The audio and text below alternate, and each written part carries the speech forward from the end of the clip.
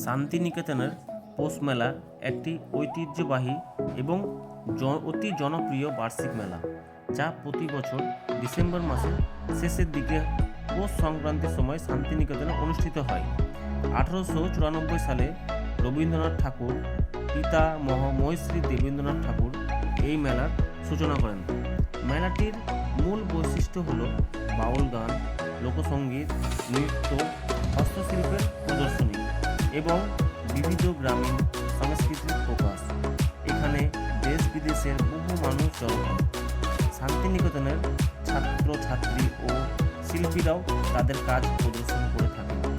এই মেলা শান্তিনিকেতনের একটি অন্যতম সাংস্কৃতিক উৎসব, যা বাংলার মাটির ঐতিহ্য বহন করে।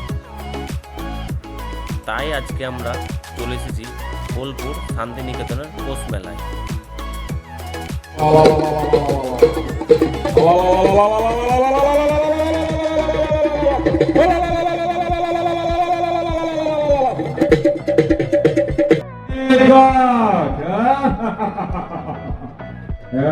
এখানে জায়গাটার নাম শান্তিনিকেতন।